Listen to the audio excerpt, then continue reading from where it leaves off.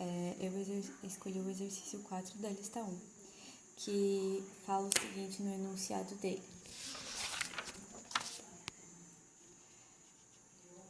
Repita o problema anterior com a resistência da fonte substituída por uma reatância indutiva de 1,5 kΩ.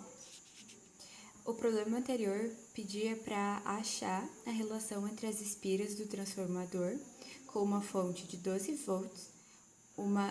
No problema anterior, a resistência interna era de 1,5 kΩ e conectada por meio de um transformador a uma resistência de 75 ohms. E daí achar a potência na resistência de 75 ohms e a relação de espiras do transformador para que essa carga tivesse a máxima potência. A gente sabe que o teorema da máxima potência nos diz que a resistência na fonte tem que ser a mesma que a resistência na carga para ter a máxima potência. Então, a resistência que passaria aqui, que esse lado do transformador estaria vendo, teria que ser 1,5 kΩ. Assim como a resistência interna aqui da fonte. Então, o que eu fiz?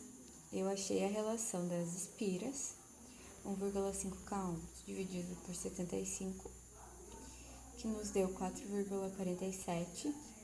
Então, o transformador é 4,47 por 1. Então, eu fiz teorema...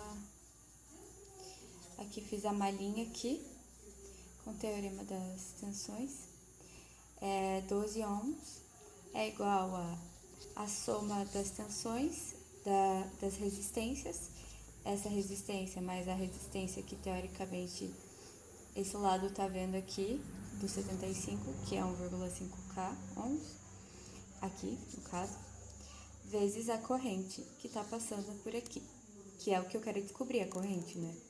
A corrente que eu achei foi 5,66, um ângulo de menos 45 graus, 5,46 amperes, né? Depois eu transformei, fiz a relação da corrente desse lado do transformador para esse lado. Então, eu multipliquei pelas relações de espira. E daí nós encontramos que a corrente 2 é igual a 25,3 mili, com um ângulo de menos 45 graus, amperes também. Achei também a tensão na carga, aqui de 75 ohms, que daí eu multipliquei a resistência pela corrente passando ali, que nos dá 1,89 com um ângulo de menos 45 graus, volts, né? Então, essa tensão na carga aqui. E daí, isso eu fui achar a potência. Eu calculei com essa fórmula, porque eu estava utilizando número imaginário e real, né? Seria um vetor, no caso. Eu multipliquei a tensão pelo conjugado da corrente, o que nos deu apenas um número real, 48 mili, aqui VA porque eu estava anteriormente calculando aqui, mas agora potência é igual a 48 miliwatts.